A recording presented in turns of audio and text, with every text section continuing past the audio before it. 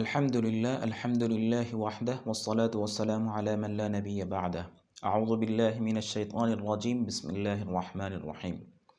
প্রিয় ভাই বোনেরা, আশা করছি আপনারা সকলেই বেশ ভালো আছেন, সুস্থ আছেন এবং সুন্দর আছেন।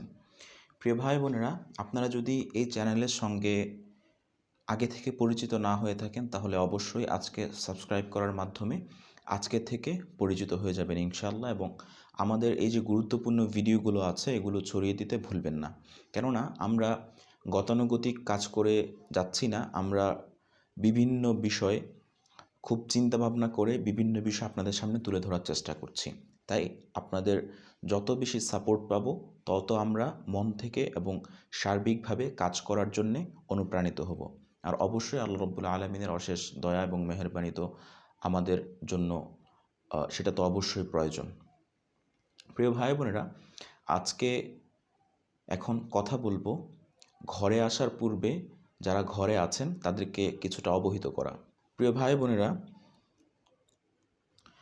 আমরা যখন ঘরে আসব বা আমরা যখন কোথাও থেকে সফর করে আমাদের বাড়িতে আসব, তখন আমরা অবশ্যই ঘরে যারা আছেন, আপনার মা হোক, আপনার স্ত্রী হোক বা আপনার কন্যা হোক, যেই থাকুক তাকে অবশ্যই অবহিত করতে হবে।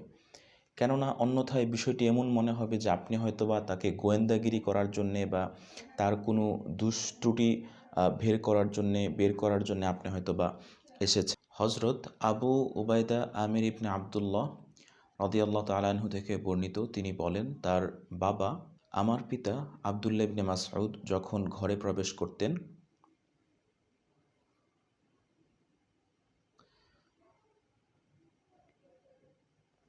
তখন এমন কোনো পদ্ধতি অবলম্বন করতেন যার ফলে গৃহবাসী তার আগমনের বার্তা বা তিনি যে এসেছেন সেটা তারা বুঝতে সক্ষম হতেন।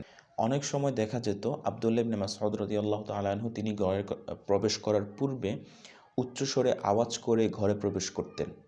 ঠিক আছে, ইমাম আহমদ ইবনে হাম্বল রহমতুল্লাহি আলাই বলেন, ইদা দাখালা রাজুলু বাইতাহু ইস্তাহাব্বা আন ইয়াতানাহনাহা আও ইউহাররিকা না'লাইহি, অর্থাৎ যখন তোমরা ঘরে প্রবেশ করবে তখন কাশি দিয়ে বা জুতায় জোরে শব্দ করার মাধ্যমে ঘরে প্রবেশ করার জন্য তিনি বলে গিয়েছেন। কেননা এতে করে কি হবে, ঘরে যারা আছেন তারা আপনার আসার আগমন বার্তা তারা উপলব্ধি করতে পারবেন এবং বুঝতে পারবেন যে আপনি ঘরে এসছেন। ইমাম আহমদ ইবনে হাম্বলের ছেলে আবদুল্লাহ বলেন, আমার পিতা যখন মসজিদ থেকে ঘরে আসতেন তখন তিনি ঘরে প্রবেশ করার পূর্বে এমনভাবে পা ফেলতেন যেন তিনি এটা বোঝা যাচ্ছে যে তিনি ঘরে প্রবেশ করছেন, অর্থাৎ তিনি যে ঘরে আসছেন এটার একটা বার্তা তিনি কোনো আওয়াজ করার মাধ্যমে বা এমনভাবে পা ফেলার মাধ্যমে তিনি কিন্তু দিয়ে দিতেন। বা অনেক সময় দেখা গেছে তিনি ঘরে প্রবেশ করার সময় তিনি জোরে জোরে কাশি দিতেন। ঠিক আছে, এক হাদিসে রাসূল করিম সাল্লাল্লাহু আলাইহি ওয়াসাল্লাম বলেন,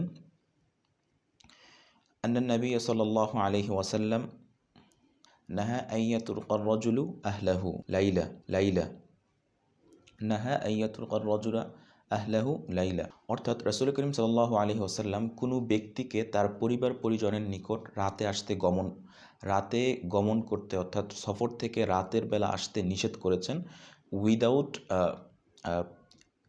মানে তাকে ইনফর্ম করা ছাড়া, অর্থাৎ তাকে ইনফর্ম করা ছাড়া রাসূল করিম সাল্লাল্লাহু আলাইহি ওয়াসাল্লাম কোনো ব্যক্তিকে ঘরে আসতে নিষেধ করেছেন। এতে করে কি হয়, হয়তো বা দেখা যাচ্ছে ওই যে গোয়েন্দাগিরির একটা বিষয় অনেক সময় উপলব্ধি হয়, বা অনেক সময় দেখা যাচ্ছে হয়তো বা সন্দেহের বিষয়ের উদ্রেক হয়।